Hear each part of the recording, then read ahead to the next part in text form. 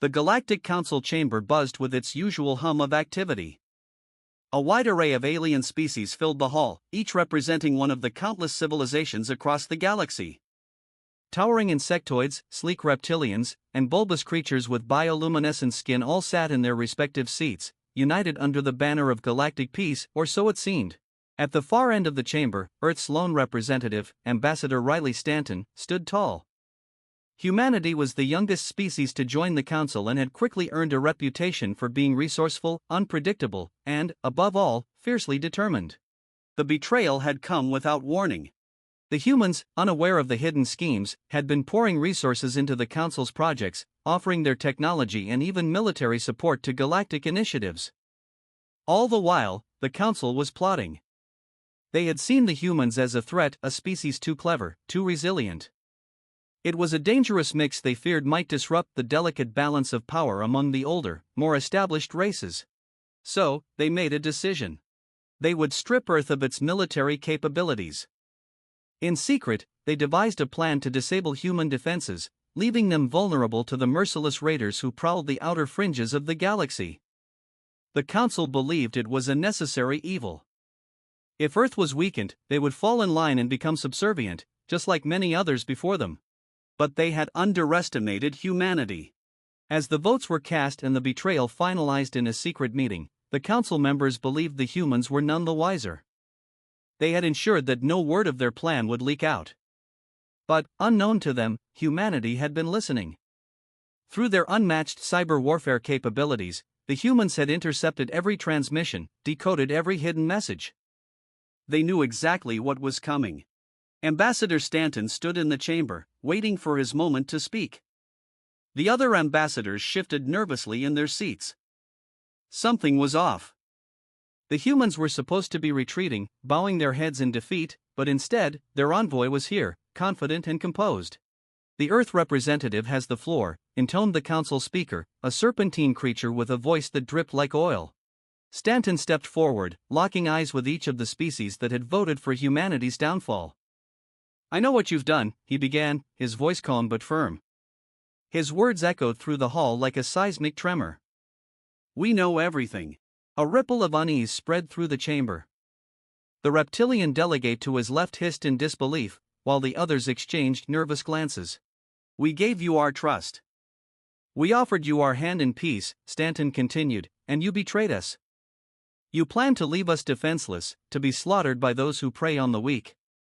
But here's where you made your mistake." He paused, letting the weight of his words settle. "You forgot who we are." There was a silence so profound that even the whir of the ventilation systems seemed to fade away. The other council members were frozen in their seats, caught between shock and fear. "We are humans. We don't run. We don't hide. And we certainly don't bow down to threats." The lights in the chamber dimmed as a holographic display flickered to life behind Stanton. It showed the Earth fleet, not weakened or in retreat, but stronger than ever. Rows of sleek battleships, bristling with weapons, were lined up, ready for war. And they were not alone. In the months leading up to this moment, humanity had formed secret alliances with other disillusioned species, those who had also been wronged by the Council. The betrayers in the Council realized too late that they had been outplayed. Humanity had used the Council's own tools against them, leveraging their diplomatic ties and technological prowess to build an unstoppable coalition. "Here is our final warning," Stanton said, his voice cutting through the tension like a knife. "We will not attack. But if you attempt to make good on your betrayal, if you so much as move against us, Earth and our allies will retaliate. And we will not stop until this council is dust." The chamber was silent. No one dared to speak. No one dared to even breathe too loudly. Stanton surveyed the room one last time, his eyes filled with the cold determination of a species that had been pushed too far. "You thought you could tame us, control us. But you forgot that humanity always finds a way to survive. This is your only chance: run, or face the consequences." Without another word, Stanton turned and left the chamber, leaving the stunned council behind. They had seen humanity as a threat, and now, they knew for certain that they were right. Outside, humanity's fleet hung in the blackness of space, poised and waiting. The galaxy would never look at humans the same way again. As Ambassador Stanton exited the council chamber, a wave of comms from Earth's command centers and their new allies flooded his console. It had taken years to build this moment, to prepare for the betrayal that every diplomat and military strategist on Earth knew was inevitable. Once the door slid shut behind him, the facade of calm that Stanton had maintained in the chamber melted away. He exhaled deeply. The weight of what humanity had just done drawing a line in the Galactic and settled on his shoulders. "Ambassador," came a voice over his communicator. It was Admiral Carrot, commander of Earth's interstellar defense fleet. "We're holding position outside the system. The fleet is ready to move on your command. What are your orders?" Stanton glanced at the distant stars outside the viewport. Thinking of Earth, he knew that this was no longer just about defending his home planet. This was about sending a message. The Council could no longer toy with Earth or treat them like expendable resources. The game had changed.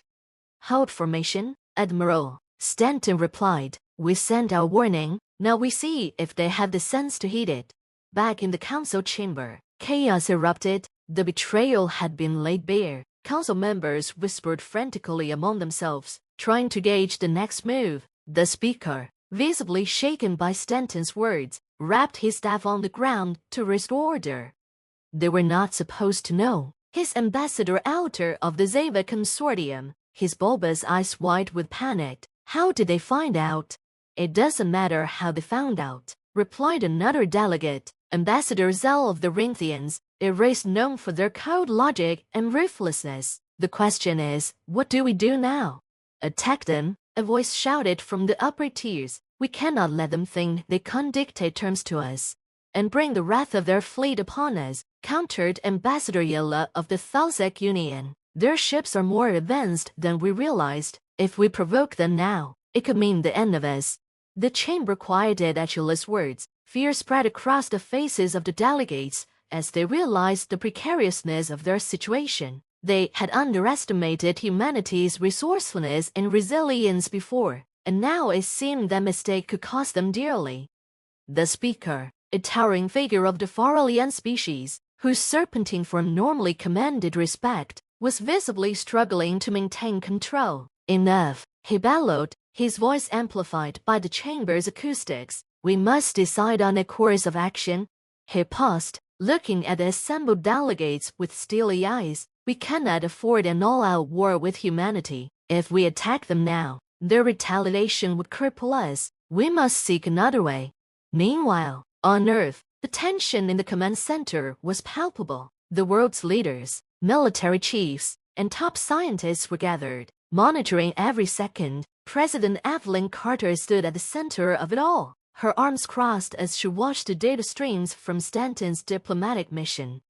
"They'll either retreat or they'll make the biggest mistake of their lives," she muttered, her eyes fixed on the screen. "And if they do, we'll be ready." Behind her, Chief of Defense General Jess Ward gave a grim nod. "Our forces are spread across 5 key sectors. If they attempt an attack, we'll know immediately. But I don't think they'll be foolish enough to strike after that show of force." "They might not have a choice," President Carter said, her voice low. "Their pride may get the better of them." A technician's voice cut through the air. "Incoming transmission from the Galactic Council." All eyes turned to the main holoscreen as the flickering image of the council speaker appeared. His expression was tense, a far cry from the calm superiority the council usually projected.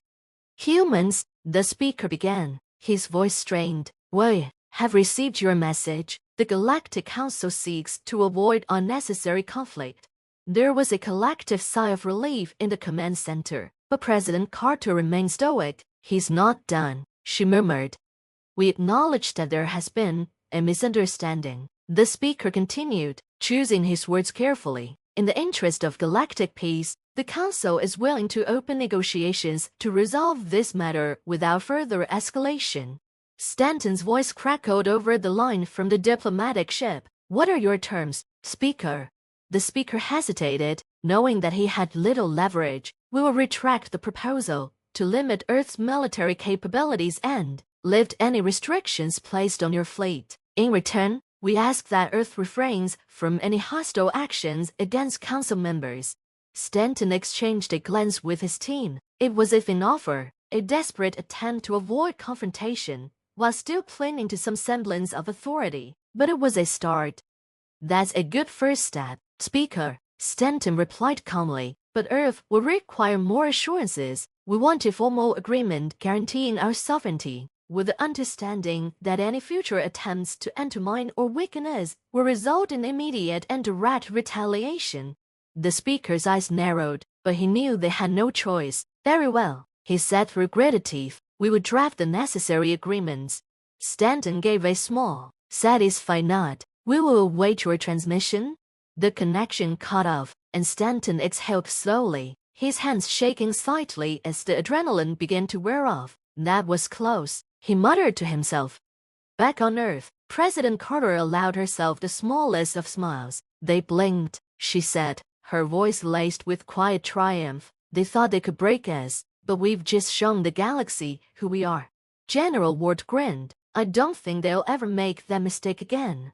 President Carter turned to the room, her eyes filled with determination. "From now on, we're not just playing by their rules, we make our own. This is the beginning of a new chapter for humanity, one where we're not just surviving, we're thriving, and the galaxy will have no choice but to respect that." Humanity had given their final warning. The Council had listened, but everyone knew the peace that followed would be tenuous, and if the galaxy ever forgot again just what kind of force humanity was, they'd be reminded in the most brutal way possible.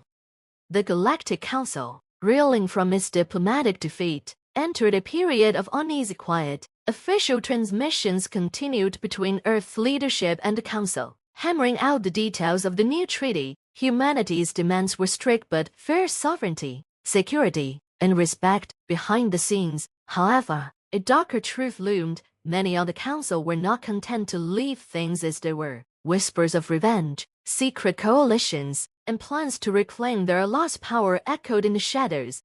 On Earth, the celebrations were short-lived. Victory had been won, but the galaxy was vast, and not every race shared the Council's hesitance to challenge humanity. In the cold void of space, dangers still lurked, and humanity's leaders knew this was only the beginning. 3 months later, the uneasy peace was shattered. It began with the disappearance of an Earth cargo convoy in a neutral system. The ships had vanished without a trace, no distress signals, no wreckage. Earth's intelligence agencies quickly mobilized to investigate, but what they found was far worse than a simple attack. Admiral Carrick stood aboard the bridge of the Aegis, humanity's flagship. The crew was tense, watching their displays for any sign of the enemy. The Admiral's face was lit by the holographic map hovering before him, a map showing the last known coordinates of the convoy. "They were here," said Captain Mora, the ship's tactical officers, pointing at a section of the map where the convoy had gone silent. "Then they weren't. No debris, no trace. It's like they just vanished." Carrick frowned. "Pirates don't have that kind of tech, and the Council doesn't operate in this sector." Mora glanced at him. "So what are we dealing with?" Before Carrick could respond, the ship's sensors officers shouted, "Admiral, we've got something, multiple signals coming in fast." The bridge fell silent as the crew watched their screens. The signals were faint, but they were closing in rapidly. Carrick straightened, eyes narrowing, shields up. "All hands to battle stations. I want those signals identified now." As the first of the incoming ships materialized on the display, the tension on the bridge spiked. They were unfamiliar, sleek, black vessels with no obvious markings, built for speed and stealth, and they were not responding to hails. "Hostile ships incoming," the sensors officers confirmed, his voice tight. "They're charging weapons." "Fire at will," Carrick ordered, his voice steady despite the rising dread. "And send a message to Earth of them, we've got trouble." The Aegis weapons lit up the darkness of space, volleys of plasma and railguns streaking toward the approaching ships. But the enemy was fast, ducking and weaving between the shots with unnerving precision. Moments later, they returned fire, slamming into the Aegis shields with devastating force.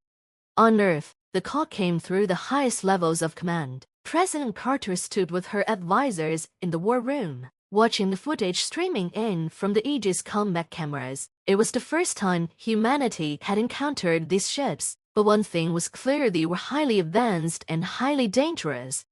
Who the hell are they? General Ward muttered, staring at the screen in disbelief. We've never seen anything like that before.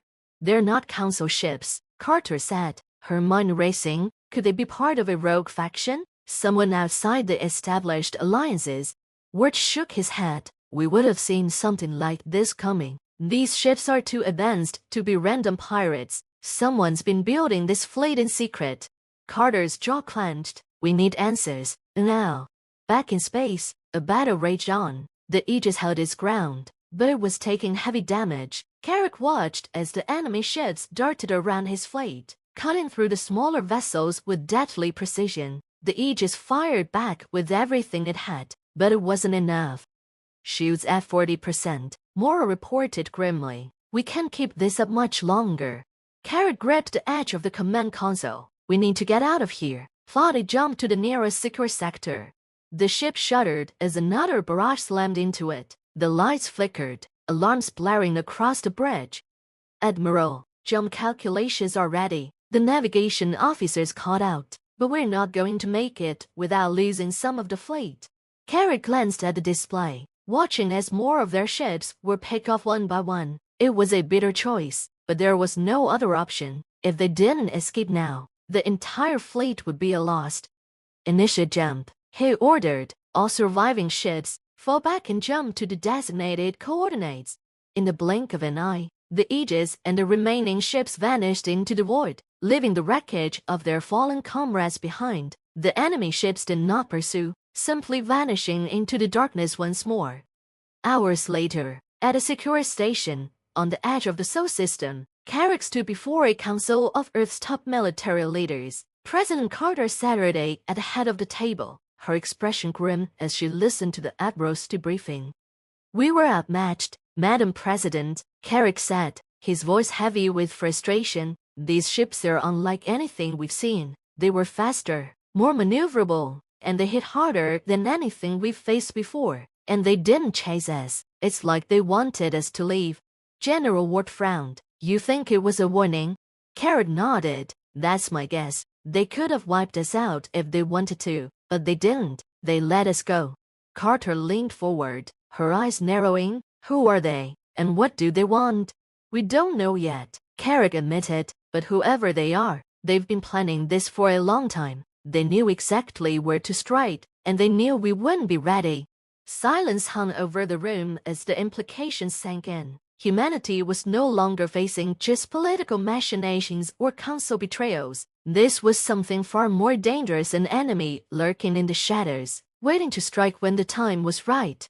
We need to find out who they are, Carter said finally, her voice hard, and we need to be ready. We can't let this threat catch us off guard again.